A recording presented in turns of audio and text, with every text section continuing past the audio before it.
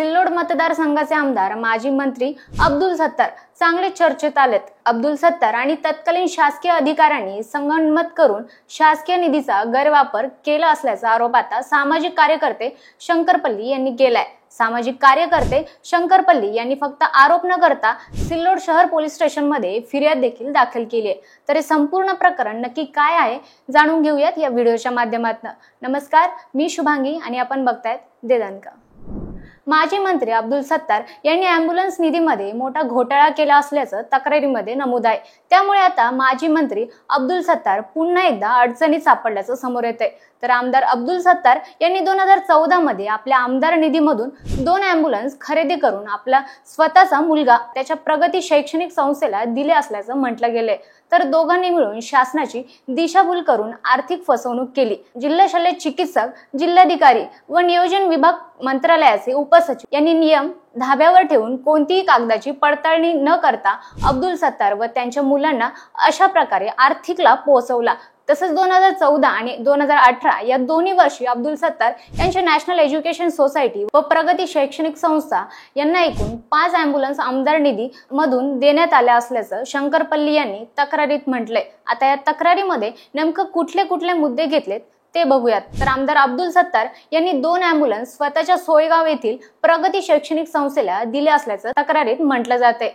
तसेच या सर्व अँब्युलन्स जिल्हा शल्य चिकित्सक यांच्या नावानं खरेदी केलेल्या आहे आणि आतापर्यंत जवळपास 5 अँब्युलन्स हस्तांतर करण्यात आले असून महत्त्वाचं म्हणजे नॅशनल एज्युकेशन सोसायटी व प्रगती शैक्षणिक संस्था यांचे कोणतेही आरोग्य सेवेमध्ये अनुभव नाही किंवा त्यांचे कोणतेही रुग्णालय सुद्धा नाही, तरी सुद्धा या अँब्युलन्स देण्यात आल्या। तर दुसरीकडे उपसचिव मंत्रालय यांनी विशेष बाब म्हणून अँब्युलन्स मंजुरी दिली आहे। विशेष गोष्ट म्हणजे अंतर्गत निधी तेव्हाच मंजूर केला जातो जेव्हा एखाद्या कामाची निश्चित मर्यादा ही निधीपेक्षा जास्त रक्कम होत असेल, तेव्हा त्याला विशेष बाब म्हणून गृहीत धरलं जातं। यानंतर या दोन्ही संस्थांना अँब्युलन्सची गरज आहे का याची पडताळणी जिल्हा शल्य चिकित्सक आणि जिल्हाधिकारी यांनी केलेली नसून डायरेक्ट अँब्युलन्स देण्यात आल्या।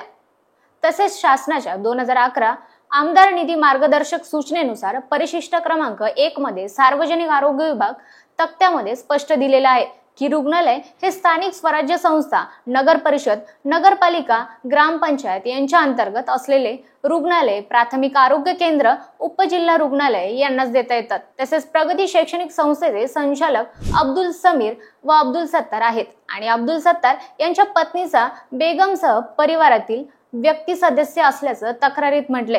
तर वरील सर्व मुद्द्यासहित फिर्याद दाखल करण्यात आलेली असून फिर्यादी यांनी मुख्यमंत्री तसेच गृहमंत्री देवेंद्र फडणवीस आणि उपमुख्यमंत्री एकनाथ शिंदे यांच्याकडे अब्दुल सत्तार यांच्यावर कायदेशीर गुन्हा दाखल करण्याची मागणी केली आहे। तर या संपूर्ण तक्रारीतील मुद्द्यावरून आता अब्दुल सत्तार यांच्या अडचणीत पुन्हा एकदा मोठ्या प्रमाणात वाढ होण्याची शक्यता वर्तवली जाते। तर या संपूर्ण व्हिडिओवरून तुम्हाला नक्की काय वाटतं? अब्दुल सत्तार त्यांचे पाय अजून खोलात जातील का? कमेंट करून नक्की कळवा। तसंच देदानकाला सबस्क्राईब करायला विसरू नका। धन्यवाद।